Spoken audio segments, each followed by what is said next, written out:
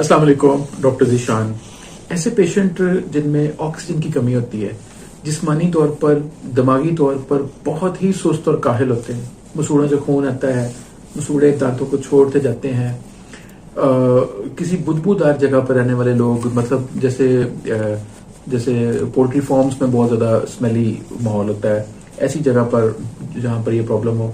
और इन लोगों को गैस होती है अक्सर, और गैस पेट के ऊपर वाले हिस्से में ज़्यादा इसका प्रेशर होता है।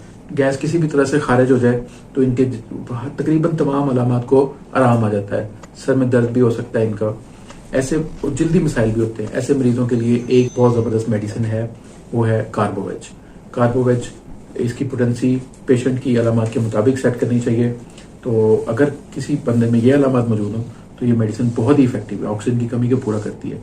और ख़ासतौर पर ऐसे बच्चे जो पैदा होते हैं तो वो सांस उनका ठीक नहीं आ रहा होता है। अगर तो सांस उनका किसी ब्लॉकेज की वजह से बंद है तो उसको खोलना चाहिए। लेकिन अगर फिर भी सांस ब्लॉक नहीं है गला तो, और सांस नहीं ठीक आ रहा, तो फिर ऐसे पेशेंट्स के लिए, ऐसे बच्चों के लिए कार्बोवेज की 2-3 खुराकें बहुत ज़बरदस्त काम करती हैं। इजाज़त दें, अल्लाह।